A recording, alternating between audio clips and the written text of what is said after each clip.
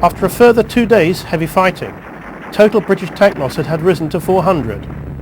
Operational at the time of Goodwood were the first Tiger IIs to see combat, 12 serving with the 1st Company of Heavy Tank Battalion 503. With an all-up weight of 68 tons, the Tiger II was the largest and heaviest tank of the Second World War. Although designated Tiger B, the new heavy Panzer was more akin in appearance to an enlarged Panther medium tank, sharing essentially the same configuration of sloping armoured plates. The heart of this design was the immensely powerful 88mm KWK 43 gun of 71 calibers length, which remained the most effective weapon fitted to any tank of this period.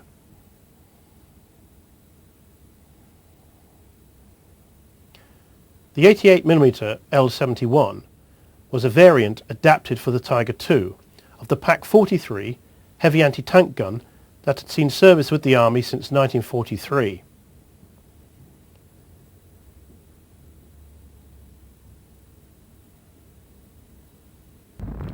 The Tiger II was issued only to the heavy tank battalions of the Army and Waffen-SS, most of these re-equipping when the Tiger I ceased production in August, and more frequently because of the great losses among the heavy tank battalions on the eastern and western fronts during this period. None of those serving with 1 Battalion 503 survived the Normandy camp. Massive Allied firepower was deployed on the ground and in the air to break the German defences. One of the German casualties was Michael Wittmann and his crew, killed on the 8th, his Tiger 007 being destroyed by the combined fire of 5 Shermans, although other sources state that Typhoons were responsible. Wittmann's body and those of his crew were rapidly interred near their destroyed tank, artillery pounding the roads carrying the retreating German troops. The surviving Tigers fought on to the end, only a few escaping the great destruction in the pocket. Total German casualties in the Normandy campaign amounted to over 450,000 men killed and wounded and 1,500 tanks destroyed.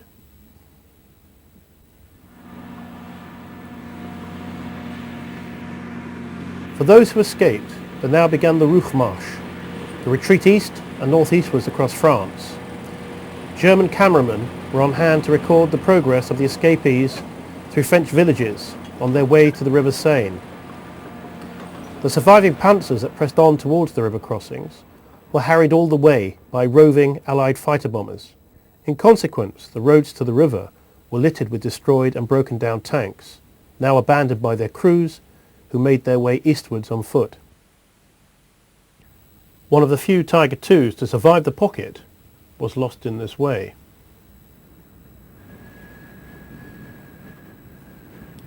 As Allied aircraft had destroyed all the heavy weight-bearing bridges, the only equipment to make it to the east bank of the Seine were light vehicles taken across on rafts or able to cross the pontoon bridges constructed by the engineers. For those crews that had nursed their tanks to the river, as in the case of this Tiger I, belonging to the 2nd Company of Heavy Tank Battalion 503, their efforts were to be in vain. With no ferries able to bear the weight of a Tiger, or suitable bridge to hand, they had no choice but to blow up their tanks to prevent them falling into enemy hands. Thus, as the Allies followed in the wake of the retreating Germans, they were confronted by huge piles of burnt and destroyed equipment. This Tiger, having survived Normandy, ended its days as a wreck on the dockside in the port of Rouen.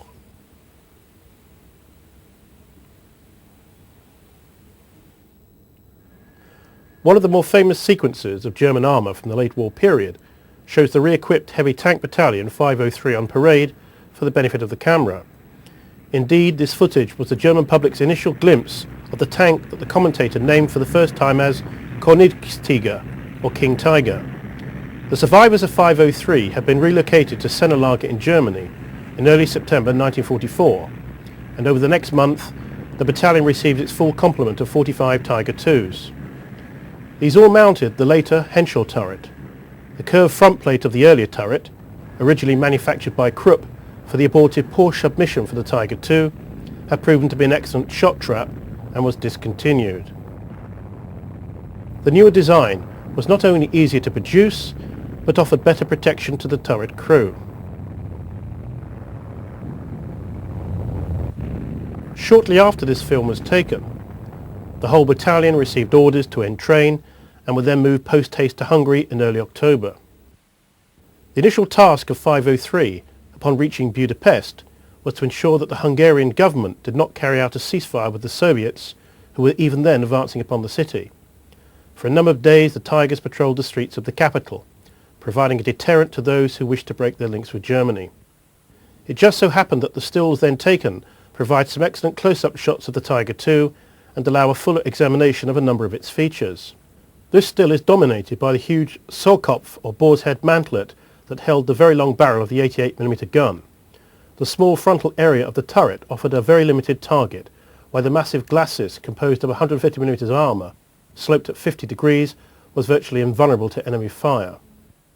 The presence of Zimmerit on this Tiger II shows that it was constructed before the 9th of September, when a decision was taken to discontinue applying it to panzers.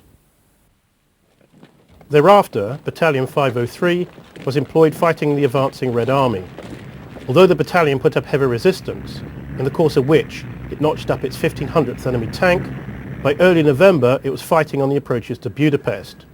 It later participated in the German counterattack at Stolweissenberg. In early January 1945, 503 was renamed Feldernala, its former number allocated to an SS Tiger battalion. It was involved in heavy fighting in the east until May 1945.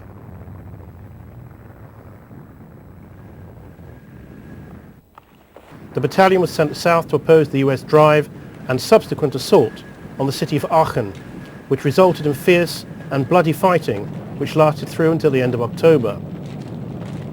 At the end of November, the 3rd Company registered its claims for the period of operation with the Tiger II as 222 tanks, 189 anti-tank guns, 24 guns and 32 trucks destroyed. Thereafter the battalion was earmarked for the Ardennes offensive.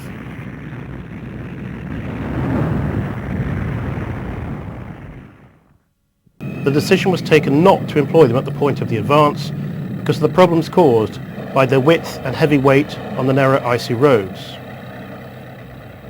Nor were they employed as a unit, rather they were used piecemeal in street fighting and in the forests. In the offensive, Battalion 506 was used in the assault on Malmedy and served in the battle for Bastogne and were engaged in heavy fighting into January. A number of the Tiger IIs were abandoned by their crews when their fuel ran out, while others were destroyed by Allied fighter bombers or successfully stalked by US tank destroyers. The SS Heavy Tank Battalion 501 was later to report that during combat operations in the Battle of the Bulge it had lost a total of 13 King Tigers.